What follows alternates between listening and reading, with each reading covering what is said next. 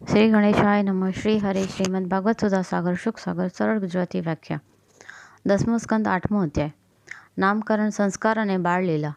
શ્રી સુખદેવજી કહે છે, પરીક્ષિત, યાદવોના કુળ પુરોહિત શ્રી ગર્ગાચાર્યજી હતા. તેઓ મહાતપસ્વી હતા. વસુદેવજીની પ્રેરણાથી તેઓ એક દિવસ નંદબાવાના ગોકુલમાં આવ્યા. તેમને જોઈને નંદબાવાને બહુ આનંદ થયો. તેઓ હાથ જોડીને ઊભા થઈ ગયા, તેમના ચરણોમાં પ્રણામ કર્યા. ત્યાર પછી આ સ્વયં ભગવાન જ છે, આવા ભાવથી તેમની પૂજા કરી. જ્યારે ગર્ગાચાર્યજી આરામથી બેસી ગયા અને વિધિપૂર્વક તેમના આતિથ્ય સત્કાર થઈ ગયો, ત્યારે નંદબાવાએ અત્યંત મધુર વાણીથી તેમનું અભિનંદન કરતાં કહ્યું, ભગવાન, આપ તો સ્વયં પૂર્ણકામ છો, છતાં હું આપની શી સેવા કરું? આપ જેવા મહાત્માનું અમારા જેવા ગૃહસ્થોના ઘેર પધારવું એ જ અમારા પરમ કલ્યાણનું કારણ છે. અમે તો ઘર ગૃહસ્થીના કાર્યમાં એટલા ફસાયેલા રહીએ છીએ અને આ પ્રપંચોમાં અમારું ચિત્ત એટલું દીન થઈ ગયું છે કે અમે આપના આશ્રમ સુધી જઈ પણ શકતા નથી. અમારા કલ્યાણ સિવાય આપના પધારવાનો અન્ય કોઈ હેતુ નથી. પ્રભુ, જે વાત સામાન્ય રીતે ઇન્દ્રિયોની પહોંચની બહાર છે અથવા ભૂત અને ભવિષ્યના ગર્ભમાં રહેલી છે, તે પણ જ્યોતિષશાસ્ત્ર દ્વારા પ્રત્યક્ષ જાણી શકાય છે. આપે તે જ જ્યોતિષશાસ્ત્રની રચના કરી છે. આપ બ્રહ્મવેતાઓમાં શ્રેષ્ઠ છો. તેથી મારા બંને બાળકોના નામકરણાદિ સંસ્કાર આપ જ કરવા યોગ્ય છો, કારણ કે બ્રાહ્મણ જન્મથી જ મનુષ્ય માત્રનો ગુરુ છે. ગર્ગાચાર્યજીએ કહ્યું, નંદજી, હું યાદવોના આચાર્ય તરીકે પ્રખ્યાત છું. જો હું તમારા પુત્રના નામકરણ સંસ્કાર કરીશ તો લોકો સમજશે કે આ તો દેવકીનો પુત્ર છે. કંસની બુદ્ધિ દુષ્ટ છે, તે પાપનો જ વિચાર કરતી રહે છે. વસુદેવજી સાથે તમારી ઘનિષ્ઠ મિત્રતા છે. જ્યારથી દેવકીજીની કન્યા પાસેથી તેણે આ વાત સાંભળી છે કે તેને મારવાવાળો બીજે ક્યાંય પેદા થઈ ગયો છે, ત્યારથી જ તે એ જ વિચારી રહ્યો છે કે દેવકીના 8મા ગર્ભથી કન્યાનો જન્મ થવો ન જોઈએ. જો હું તમારા પુત્રના નામકરણ સંસ્કાર કરી દઉં તો કંસ આ બાળકને વસુદેવનો પુત્ર સમજીને મારી નાખે, અને તો અમારાથી બહુ મોટો અન્યાય થઈ જશે. નંદબાવાએ કહ્યું, આચાર્યજી, આપ ચૂપચાપ એકાંત ગૌશાળામાં માત્ર સ્વસ્તિ વાચન કરીને આ બાળકનો દ્વિજાતિને યોગ્ય નામકરણ સંસ્કાર કરો. બીજાની તો વાત શી છે, મારા સગા સંબંધીઓ પણ આ વાતને જાણી શકશે નહીં. શ્રી સુખદેવજી કહે છે, ગર્ગાચાર્યજી તો સંસ્કાર કરવા ઈચ્છતા જ હતા. હવે નંદબાવાએ તેમને આ પ્રમાણે પ્રાર્થના કરી. ત્યારે તેમણે એકાંતમાં ગુપ્ત રૂપમાં બંને બાળકોનું નામકરણ સંસ્કાર કરી દીધો. ગર્ગાચાર્યજીએ કહ્યું, આ રોહિણીનો પુત્ર છે, તેથી આનું નામ થશે રોહિણેય. તે પોતાના સંબંધીઓને અને મિત્રોને પોતાના ગુણોથી બહુ આનંદિત કરશે, તેથી આનું બીજું નામ થશે રામ. આના બળની કોઈ સીમા નથી, તેથી આનું નામ બલ પણ છે. આ કોઈ કારણથી વિવાદ કરીને વિખૂટા પડેલા યાદવોને એકઠા કરશે, તેથી આનું એક નામ સંકર્ષણ પણ છે. અને આ જે શામળો શામળો છે એ પ્રત્યેક યુગમાં શરીર ધારણ કરે છે. પ્રથમ યુગોમાં તેણે ક્રમશઃ શ્વેત, લાલ, પીળો આ 3 વિભિન્ન રંગોને સ્વીકાર્યા હતા. આ વખતે એ કૃષ્ણ વર્ણનો થયો છે, તેથી આનું નામ કૃષ્ણ થશે. નંદજી, આ તમારો પુત્ર પહેલાં ક્યારેક વસુદેવજીને ઘેર પણ પેદા થયો હતો, તેથી આ રહસ્યને જાણવાવાળા લોકો આને શ્રીમાન વાસુદેવ પણ કહે છે. તમારા પુત્રના બીજા પણ અનેક નામ છે તથા રૂપ પણ અનેક છે. આના જેટલા ગુણ અને કર્મ છે તે પ્રમાણે અલગ અલગ નામ પડી જાય છે. હું તો એ નામોને જાણું છું, પરંતુ સંસારના સામાન્ય લોકો નથી જાણતા. આ તમારા લોકોનું પરમ કલ્યાણ કરશે. સમસ્ત ગોપ અને ગાયોને તે બહુ સુખી કરશે. આની સહાયતાથી તમે લોકો મોટી મોટી વિપત્તિઓને પાર કરી લેશો. વ્રજરાજ, પહેલા યુગની વાત છે. એકવાર પૃથ્વી પર કોઈ રાજા ન હતો. ડાકુઓએ ચારે બાજુથી લૂંટ ચલાવી હતી. ત્યારે તમારા આ જ પુત્રએ સજ્જન પુરુષોની રક્ષા કરી અને આની પાસેથી બળ મેળવીને તેમણે લૂંટારાઓ પર વિજય પ્રાપ્ત કર્યો. જે મનુષ્યો તમારા આ પુત્ર પર પ્રીતિ કરશે તે મોટા ભાગ્યશાળી છે. જેમ વિષ્ણુ ભગવાનના કરકમળોની છત્ર છાયામાં રહેવાવાળા દેવતાઓને અસુરો જીતી શકતા નથી, તે જ પ્રમાણે આની સાથે પ્રેમ કરનારાઓને અંદરના કે બહારના કોઈ પણ શત્રુઓ જીતી શકશે નહીં. નંદજી, બધી દ્રષ્ટિએ તમારો આ પુત્ર ગુણોમાં, સંપત્તિમાં, સૌંદર્યમાં, કીર્તિ અને પ્રભાવમાં સાક્ષાત ભગવાન નારાયણ જેવો છે. તમે બહુ સાવધાનીપૂર્વક અને તત્પરતાથી આની રક્ષા કરો. આ પ્રમાણે નંદબાવાને સારી રીતે સમજાવીને ગર્ગાચાર્યજી પોતાના આશ્રમે પાછા ફર્યા. તેમની વાત સાંભળીને નંદબાવાને ખૂબ આનંદ થયો. તે એવું સમજ્યા કે મારી બધી આશા અભિલાષાઓ પૂરી થઈ ગઈ. હવે હું કૃતકૃત્ય છું. પરીક્ષિત, થોડાક જ દિવસોમાં રામ અને શ્યામ ઘૂંટણો અને હાથના બળ પર ચાલતા ચાલતા ગોકુલમાં રમવા લાગ્યા. બંને ભાઈ તેમના નાના નાના પગને ગોકુલના કાદવમાં ઘસડી ચાલતા હતા. તેમના પગની ઝાંઝરીઓની ઘૂઘરીઓનો તથા કેળના કંદોરાની ઘૂઘરીઓનો અવાજ બહુ કર્ણપ્રિય લાગતો હતો. તે બંને પણ તે અવાજ સાંભળીને ખીલી ઉઠતા. ક્યારેક ક્યારેક તેઓ રસ્તે ચાલતી કોઈ અજાણી વ્યક્તિની પાછળ પાછળ ચાલી જતા. પછી જ્યારે જોતા કે આ તો કોઈ બીજું છે, ત્યારે ભોળા અને ભય પામેલાની માફક માતાની પાસે પાછા દોડી આવતા. માતાઓ આ બધું જોઈને સ્નેહમગ્ન થઈ જતી. તેમના સ્તનોમાંથી દૂધની ધારા વહેવા લાગતી હતી. જ્યારે તેમના બંને બાળકો પોતાના શરીરમાં કાદવનો લેપ લગાડીને આવતા, ત્યારે તો તેમની સુંદરતા બહુ વધી જતી હતી. માતાઓ તેમને આવતા જ ખોળામાં લઈને હૃદય સરસા ચાપતી અને સ્તનપાન કરાવતી. ત્યારે સુંદર મંદ હાસ્ય અને ઓછા દાંતવાળા તે બંનેના મુખારવિંદ જોઈને માતાઓ આનંદ પામતી. જ્યારે રામ અને શ્યામ બંને થોડા વધારે મોટા થયા, ત્યારે ગોકુલમાં ઘરની બહાર એવી એવી બાળલીલાઓ કરવા લાગ્યા, જેને ગોપીઓ જોયા જ કરતી. જ્યારે તેઓ કોઈ બેઠેલા વાછડાની પૂંછડી પકડી લેતા અને વાછડા ડરીને આમ તેમ ભાગતા, ત્યારે તે બંને વધારે જોરથી પૂંછડી પકડી લેતા અને વાછડા તેમને ઘસરતા ઘસરતા દોડવા લાગતા. ગોપીઓ તેમના ઘરના કામકાજ છોડીને આ બધું જોતી રહેતી અને હસી હસીને પરમ આનંદમાં મગ્ન થઈ જતી. કનૈયો અને દાઉ બંને ખૂબ ચંચળ અને મહા ખેલાડી હતા. તેઓ ક્યાંક હરણ, ગાય અને શિંગડાવાળા પશુઓ પાસે દોડી જતા, તો ક્યાંક ધગધગતા અગ્નિ સાથે રમત કરવા લાગતા. ક્યારેક દાંતથી કરડવા કૂતરા પાસે પહોંચી જતા, તો ક્યારેક નજર ચૂકાવીને હાથમાં તલવાર લઈ લેતા. ક્યારેક કૂવામાં કે ખાડામાં પડતા પડતા બચી જતા. ક્યારેક મોર વગેરે પક્ષીઓની પાસે ચાલ્યા જતા અને ક્યારેક કાંટા તરફ ચાલ્યા જતા. માતાઓ તેમને રોકવાનો બહુ પ્રયાસ કરતી, પરંતુ તેમનું કંઈ ચાલતું નહીં. આવી સ્થિતિમાં તેઓ ઘરનું કામકાજ પણ સંભાળી શકતા નહીં. તેમનું ચિત્ત બાળકોને ભયપ્રદ વસ્તુઓની બચાવવાની ચિંતામાં સતત પરોવાયેલું રહેતું હતું. રાજર્ષિ થોડાક દિવસોમાં યશોદા અને રોહિણીના લાડલા પુત્રો ઘૂંટણોના સહારા વિના અનાયાસે જ ઊભા થઈને ગોકુલમાં ફરવા માંડ્યા. જ્યારે શ્યામસુંદર ઘૂંટણોનો સહારો લીધા વિના ચાલવા લાગ્યા, ત્યારે તેઓ પોતાના ઘરમાં અનેક પ્રકારની કૌતુકમય લીલાઓ કરવા લાગ્યા. એક દિવસ શ્યામસુંદર વ્રજરાજ કુમાર શ્રી કનૈયાલાલજી પોતાના સૂના ઘરમાં સ્વયં જ માખણ ચોરી કરી રહ્યા હતા. તેમની દ્રષ્ટિ મણીના થાંભલામાં પડેલા પોતાના પ્રતિબિંબ પર પડી. હવે તો તેઓ ડરી ગયા. પોતાના પ્રતિબિંબને કહેવા લાગ્યા, અરે ભાઈ, મારી મને કહી દેતો નહીં, તારો પણ મારામાં બરાબર ભાગ રહેશે. લે ખાને ભાઈ. યશોદાજી લાલાની કાલી ભાષા સાંભળી રહ્યા હતા. તેમને બહુ આશ્ચર્ય થયું. તેઓ ઘરમાં ચાલ્યા ગયા. માને જોતાં જ શ્રી કૃષ્ણે પોતાનું પ્રતિબિંબ દેખાડીને વાત બદલી નાખી. માં, આ કોણ છે? લોભવશ તમારું માખણ ચોરવા માટે ઘરમાં ઘૂસી ગયો છે. હું ના પાડું છું તો માનતો જ નથી, અને હું ગુસ્સે થાઉં છું તો તે પણ ગુસ્સે થાય છે. માં, તું કાંઈ બીજું ન વિચારતી. મારા મનમાં માખણનો જરા પણ લોભ નથી. પોતાના દૂધમુખા શિશુની પ્રતિભા જોઈને માં વાત્સલ્ય સ્નેહના આનંદમાં મગ્ન થઈ ગયા. એક દિવસ શ્યામસુંદર માના બહાર ગયા પછી ઘરમાં જ માખણ ચોરી કરી રહ્યા હતા. એટલામાં જ ભાગ્યવશ યશોદાજી પાછા આવી ગયા અને પોતાના લાડલા લાલને ન જોતા પુકારવા લાગ્યા, કનૈયા, કનૈયા, અરે ઓ મારા બાપ, ક્યાં છે તું? શું કરી રહ્યો છો? માનો અવાજ સાંભળીને શ્રી કૃષ્ણ ડરી ગયા અને માખણ ચોરવાનું માંડી વાળ્યું. થોડીવાર પછી યશોદાજીને કહેવા લાગ્યા, માં, તે મારા હાથના કંકણમાં પદ્મરાગ મણી જડી દીધો છે ને, તેથી આજે મારા હાથમાં બળતરા થાય છે. તેથી બળતરા મિટાવવા માટે મેં મારો હાથ માખણની મટુકીમાં નાખ્યો છે. માં આ કનૈયાની મધુર મધુર કાલી બોલી સાંભળીને મુગ્ધ થઈ ગયા અને આવ બેટા એમ કહીને લાલને ખોળામાં લઈ લીધા અને ચૂમવા લાગ્યા. એક દિવસ માએ માખણ ચોરવાથી શ્યામસુંદરને ધમકાવ્યા, ઝાટકણી કાઢી. બસ બંને આંખોમાં આંસુની જળી વરસી પોતાના હાથેથી આંખો મસળવા લાગ્યા. ઊં કરીને રડવા લાગ્યા. ગળું રૂંધાઈ ગયું. મોઢેથી બોલી શકાતું ન હતું. બસ માની ધીરજ ખૂટી ગઈ. પોતાના પાલવથી લાલજીનું મોઢું લૂછ્યું અને ખૂબ વહાલથી ગળે લગાડીને બોલ્યા, લાલા, આ બધું તારું જ છે, આ ચોરી નથી. એક દિવસ પૂર્ણચંદ્રની ચાંદનીથી આંગણું સ્વચ્છ લાગતું હતું. યશોદાજીની સાથે ગોપીઓ પણ વાતોમાં ગૂંથાઈ ગઈ હતી. ત્યાં જ રમતા રમતા શ્રી કૃષ્ણચંદ્રની નજર ચંદ્રમા પર પડી. તેમણે પાછળથી આવીને યશોદા મૈયાનો ઘૂમટો તાણી કાઢ્યો અને પોતાના કોમળ હાથથી તેમના અમોડાના વાળ ખોલીને ખેંચવા લાગ્યા અને વારંવાર પીઠ થપથપાવવા લાગ્યા. હું લઈશ. કાલી બોલીમાં આટલું જ કહેતા હતા. જ્યારે માને વાત ન સમજાય ત્યારે તેમણે સ્નેહાળ દ્રષ્ટિથી પાસે બેઠેલી ગોપીઓ સામે જોયું. હવે તેઓ વિનયથી, પ્રેમથી ફોસલાવીને શ્રી કૃષ્ણને પોતાની પાસે લઈ આવી અને બોલી, લાલા, તું શું માગે છે? દૂધ? શ્રી કૃષ્ણ, ના. શું સરસ દહીં? ના. શું ખુરચન? ના. મલાઈ? ના. તાજું માખણ? ના. ગોપીઓએ કહ્યું, બેટા, રિસાઈ ન જા, રડીશ નહીં, જે માગીશ તે આપીશું.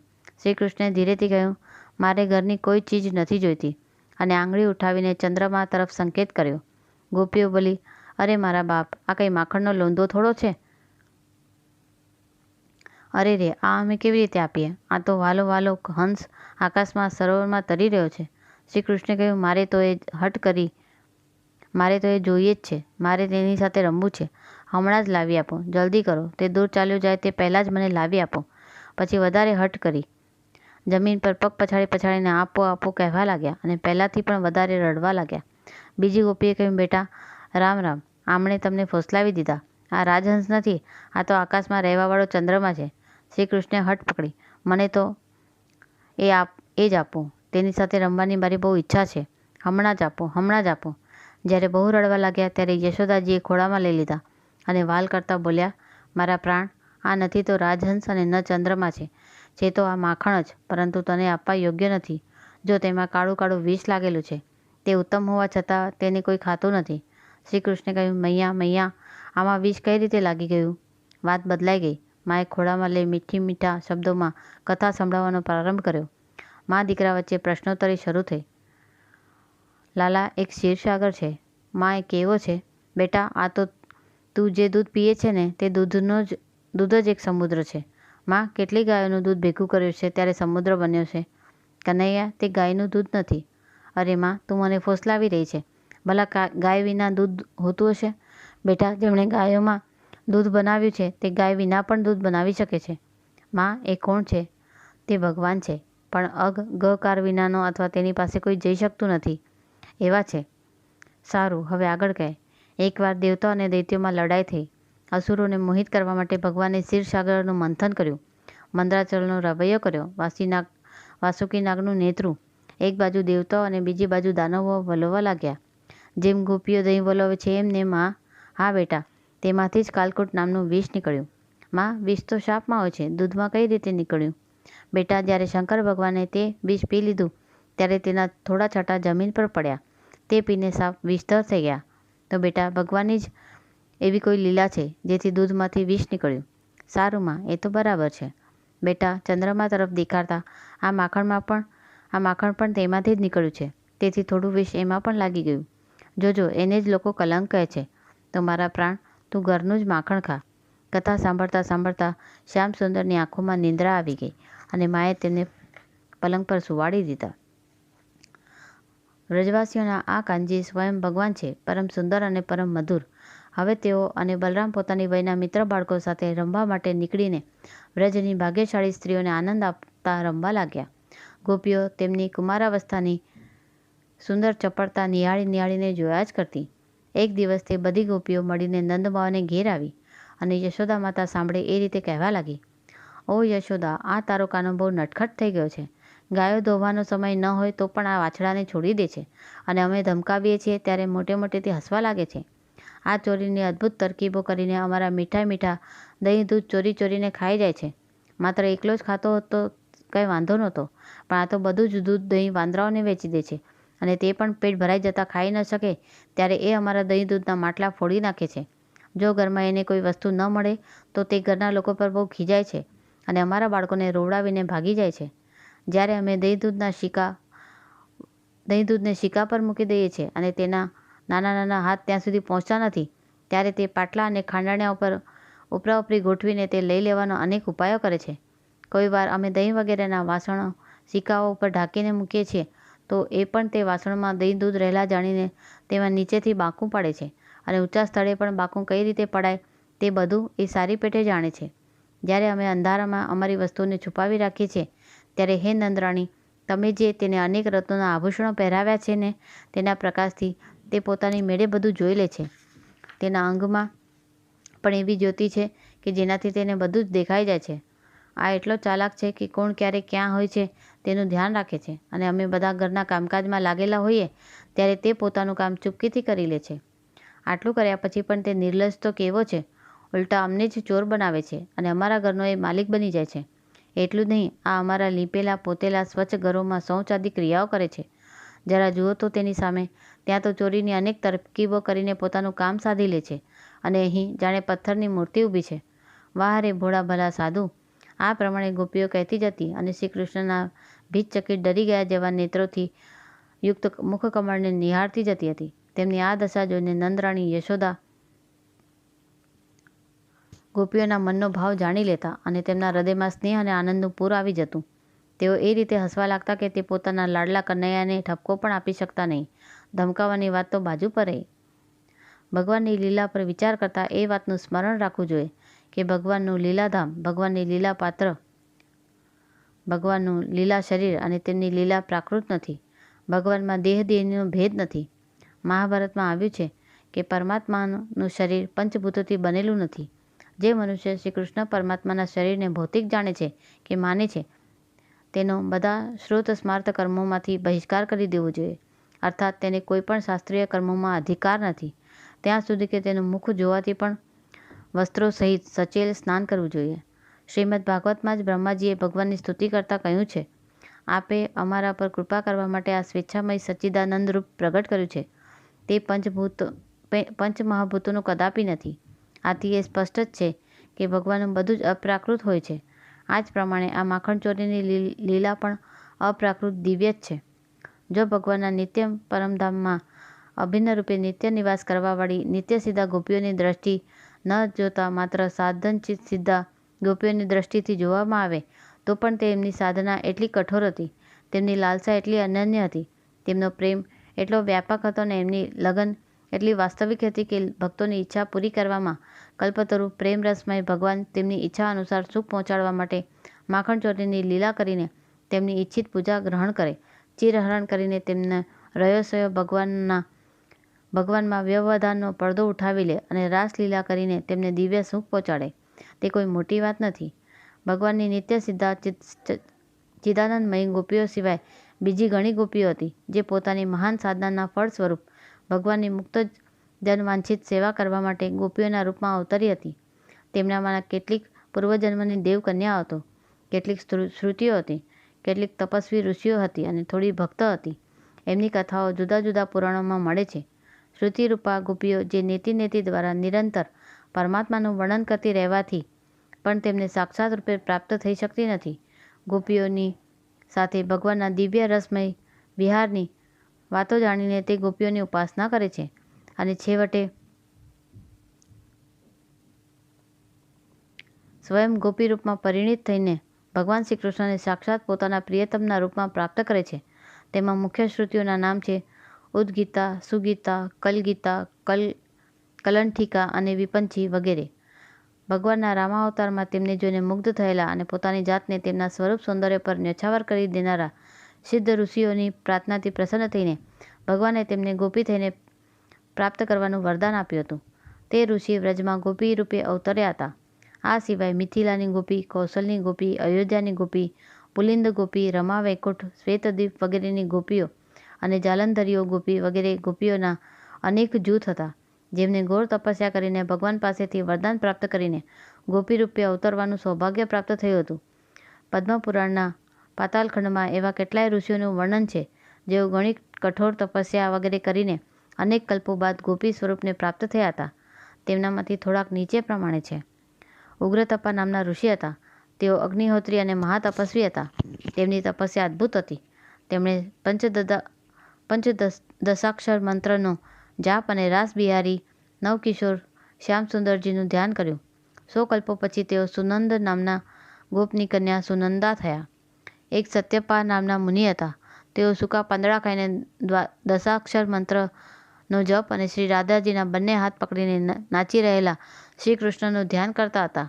10 કલ્પ પછી તેઓ સુભદ્રા નામની કન્યા થયા. હરિધામા નામના એક ઋષિ હતા. તેઓ નિરાહારી રહીને ક્લીમ કામબીજથી યુક્ત વિષાક્ષરી મંત્રનો જાપ કરતા હતા અને માધવી મંડપમાં કોમળ કોમળ પાંદડાની શૈયા પર સૂતેલા યુગલ સરકારનું ધ્યાન કરતા હતા. 3 કલ્પ પછી તેઓ સારંગ નામના ગોપને ઘેર રંગવેણી નામથી જન્મ્યા હતા. જાબાલી નામના એક બ્રહ્મજ્ઞાની ઋષિ હતા. તેમણે એકવાર વિશાળ વનમાં વિચરતા એક જગ્યાએ બહુ મોટી વાવ જોઈ. તે વાવના પશ્ચિમ કિનારે વડના વૃક્ષ નીચે એક તેજસ્વી સ્ત્રી કઠોર તપ કરી રહી હતી. ચંદ્રમાના ધવલ કિરણો જેવો તેના શરીરમાંથી પ્રકાશ ફેલાઈ રહ્યો હતો. તેનો ડાબો હાથ પોતાની કમર પર હતો અને એ જમણા હાથે તે જ્ઞાન મુદ્રામાં બેઠી હતી. જાબાલીએ ખૂબ નમ્રતા સાથે પૂછવાથી તે તપસ્વીની સ્ત્રીએ કહ્યું, હું તે બ્રહ્મ વિદ્યા છું જેને મોટા મોટા યોગીઓ સદા શોધે છે. હું શ્રી કૃષ્ણના ચરણ કમળોની પ્રાપ્તિ માટે આ ઘોર વનમાં તે પુરુષોત્તમનું ધ્યાન કરીને લાંબા સમયથી તપસ્યા કરી રહ્યો છું. હું બ્રહ્માનંદથી પરિપૂર્ણ છું અને મારી બુદ્ધિ પણ તે જ આનંદથી પરિતૃપ્ત છે, પરંતુ શ્રી કૃષ્ણનો પ્રેમ મને હજી પ્રાપ્ત થયો નથી, તેથી હું મને પોતાને શૂન્ય જોઉં છું. બ્રહ્મજ્ઞાની જાબાલીએ તેના ચરણોમાં પડીને દીક્ષા લીધી અને પછી વ્રજ વિહારી ભગવાનનું ધ્યાન કરતા તેઓ એક પગે ઊભા રહીને કઠોર તપ કરતા રહ્યા.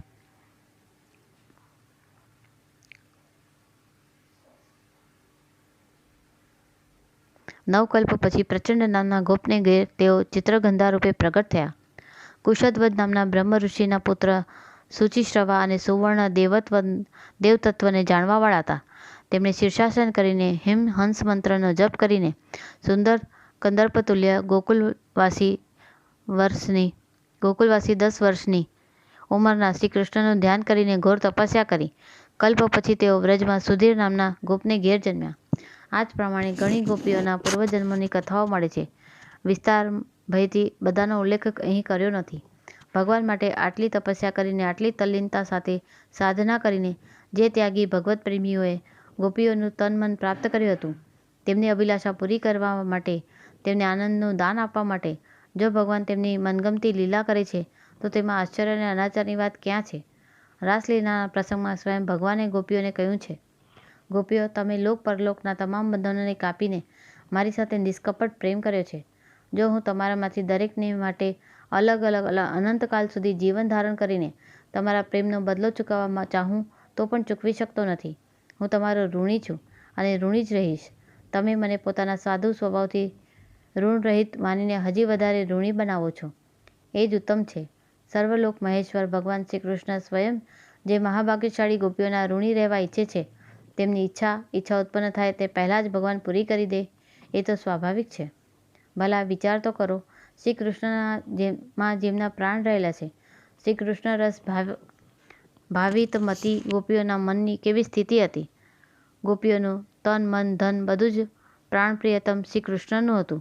તેઓ સંસારમાં જીવતી હતી શ્રી કૃષ્ણ માટે અને ઘરના બધા કામ કરતી હતી શ્રી કૃષ્ણ માટે.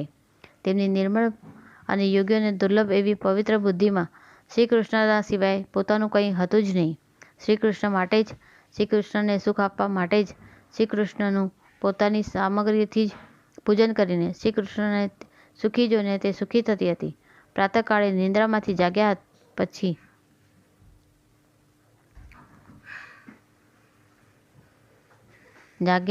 ત્યારથી રાતે સૂતા સુધી તે જે કંઈ કરતી હતી તે બધું જ શ્રી કૃષ્ણ પ્રીત્યર્થે જ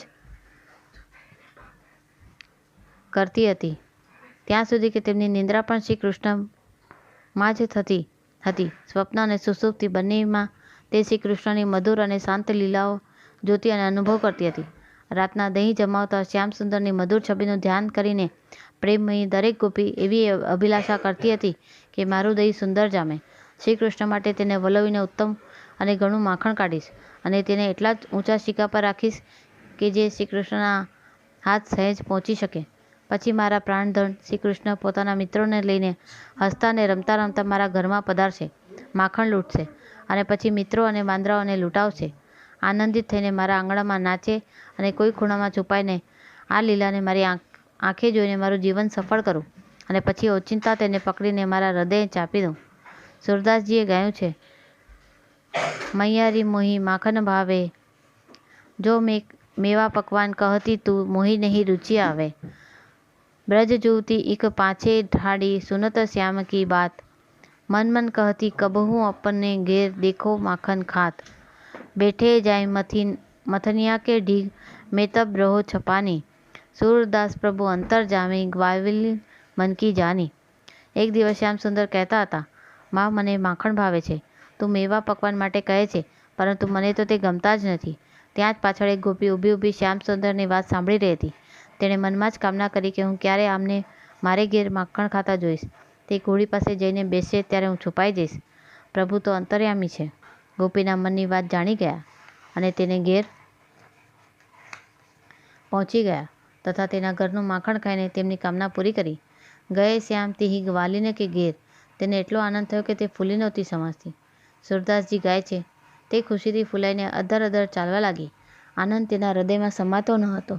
સહેલીઓએ પૂછ્યું, અરે તને ક્યાંકથી ધન જડી ગયું કે શું? તે તો આ સાંભળીને વધારે પ્રેમ વિવર થઈ ગઈ. તેનું રોમેરોમ આનંદિત થઈ ગયું. તે ગદગદ થઈ ગઈ, બોલી શકી નહીં. સખીઓએ કહ્યું, સખી એવી શી વાત છે? અમને કહેતી કેમ નથી? આપણા તો શરીર બે છે, જીવ તો એક જ છે.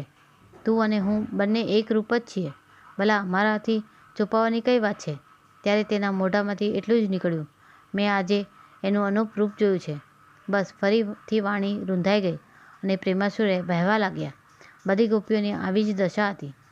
રાત્રે ગોપીઓ જાગી જાગીને સવાર થવાની રાહ જોતી. તેમનું મન શ્રી કૃષ્ણમાં લાગેલું રહેતું. પ્રાતઃકાળે જલ્દી જલ્દી દહીં વલોવીને માખણ કાઢીને સિક્કા પર રાખી દેતી, ક્યાંક પ્રાણધન આવીને પાછા ન જતા રહે. તેથી બધું કામ છોડીને તેઓ સર્વપ્રથમ આ જ કામ કરતી અને શ્યામસુંદરની પ્રતીક્ષામાં વ્યાકુળ થતી મનમાં ને મનમાં વિચારતી, અરે આજે પ્રાણપ્રિય કેમ ન આવ્યા? આટલી વાર કેમ લાગી? શું આજે આ દાસીનું ઘર પવિત્ર નહીં કરે? શું આજે મારા સમર્પિત કરેલા આ તુચ્છ માખણનો ભોગ લગાવીને પોતે સુખી થઈને મને સુખ નહીં આપે? ક્યાંક યશોદા મૈયાએ તો તેમને રોકી નહીં લીધા હોય ને? અરે તેમને ઘેર તો 9 લાખ ગાયો છે, ત્યાં માખણનો શો તોટો છે? મારે ઘેર તો તેઓ કૃપા કરીને જ આવે છે. આવા વિચારોમાં આંસુ સારતી ગોપી ક્ષણે ક્ષણે દોડી દોડીને દરવાજા પર જતી, લાજ છોડીને રસ્તામાં તરફ તાકી રહેતી. સખીઓને પૂછતી, એક એક ક્ષણ તેના માટે યુગ સમાન થઈ જતો. આવી ભાગ્યશાળી ગોપીઓની મનોકામના ભગવાન તેમને ઘેર પધારી પૂરી કરતા. સૂરદાસજીએ ગાયું છે, પોતાના નિજજન વ્રજવાસીઓને સુખી કરવા માટે જ તો ભગવાન ગોકુળમાં પધાર્યા હતા. માખણ તો નંદબાવાને ઘેર કાંઈ ઓછું ન હતું. લાખો ગાયો હતી. તેઓ ધારે તેટલું ખાતા અને લૂંટાવતા. પરંતુ તેઓ માત્ર નંદબાવાના જ ન હતા, બધા વ્રજવાસીઓના પોતાના હતા. બધાને સુખ આપવા ઈચ્છતા હતા.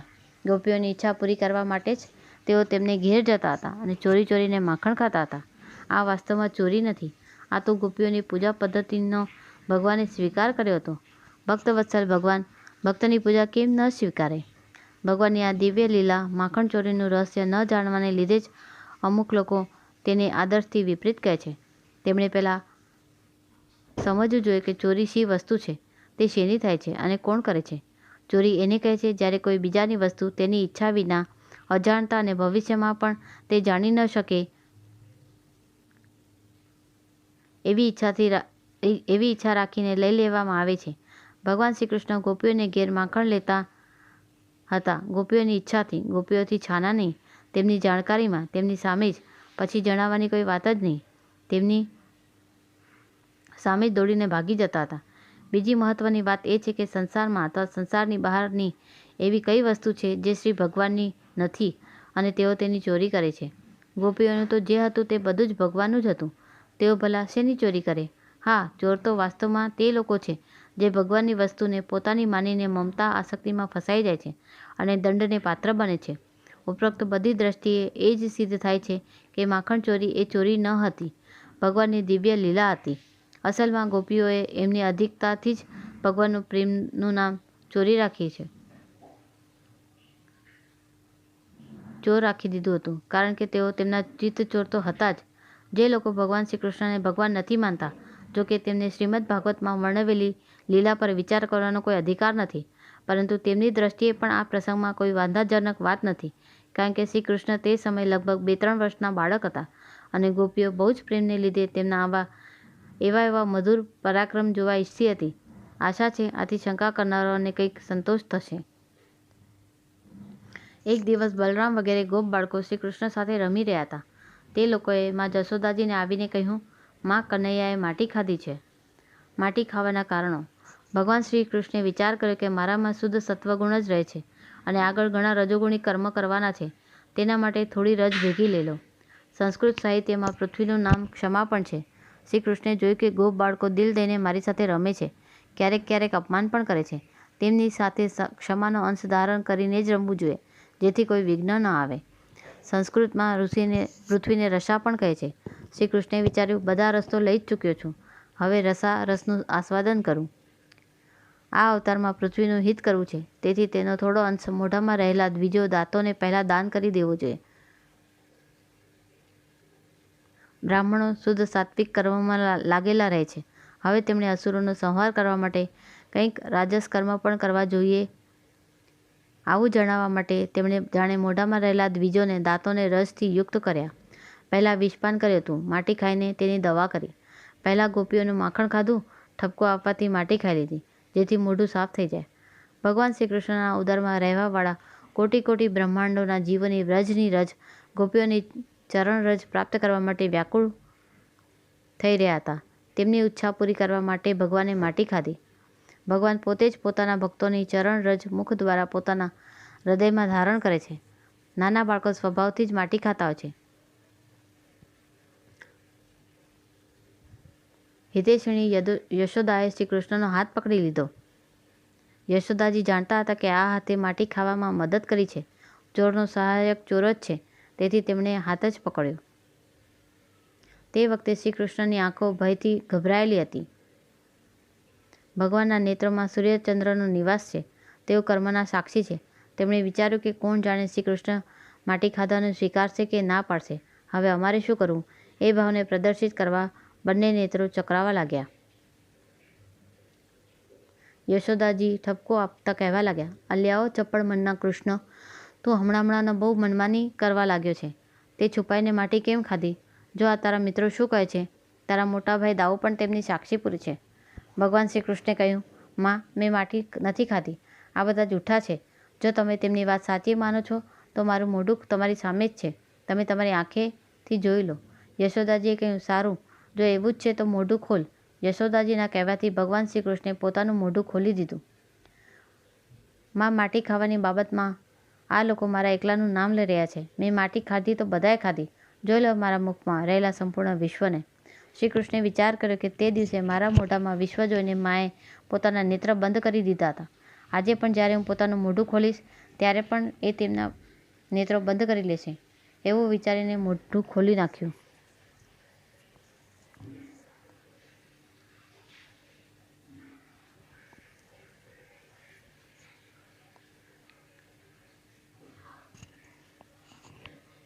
પરીક્ષિત, ભગવાન શ્રી કૃષ્ણનું ઐશ્વર્ય અનંત છે. તેઓ માત્ર લીલા માટે જ મનુષ્યના બાળક બન્યા છે. યશોદાજીએ જોયું કે શ્રી કૃષ્ણના મુખમાં ચર અચર સંપૂર્ણ જગત વિદ્યમાન છે.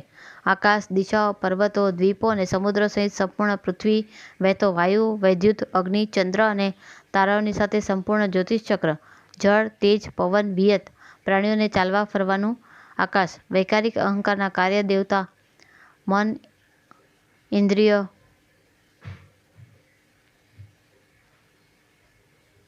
પંચ તન્માત્રાઓ અને ત્રણેય ગુણ શ્રી કૃષ્ણના મુખમાં જોવા મળ્યા. પરીક્ષિત, જીવ, કાળ, સ્વભાવ, કર્મ અને તેની વાસના તથા શરીર વગેરેના દ્વારા વિભિન્ન રૂપોમાં દેખાતું આ બધું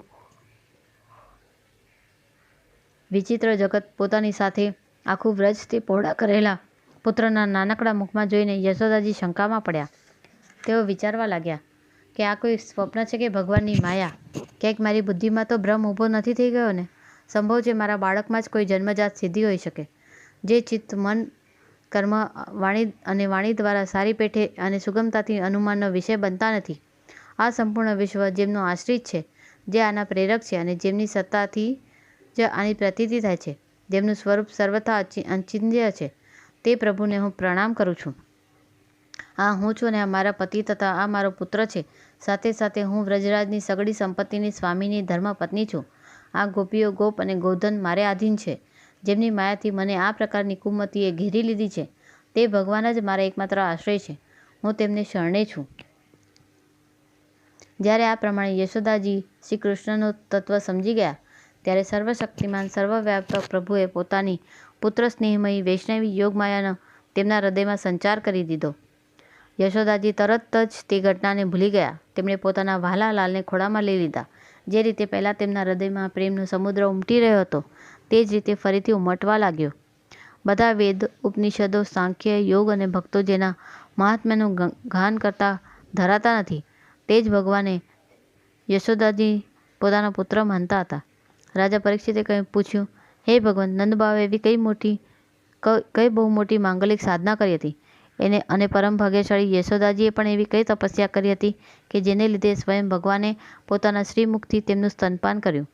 ભગવાન શ્રી કૃષ્ણની તે બાળ લીલાઓ કે જે તેઓ પોતાનું ઐશ્વર્ય અને મહત્તાને છુપાવીને ગ્વાલ બાળકો સાથે કરે છે તે એટલી પવિત્ર છે કે તેમનું શ્રવણ કીર્તન કરવાવાળા લોકોના પણ બધા પાપ તાપ શાંત થઈ જાય છે.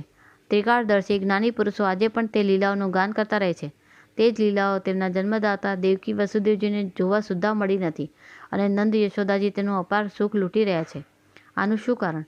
શ્રી સુખદેવજીએ કહ્યું, પરીક્ષિત, નંદ બાવા પૂર્વજન્મમાં એક શ્રેષ્ઠ વસુ હતા અને તેમનું નામ હતું દ્રોણ હતું અને તેમના પત્નીનું નામ ધરા હતું.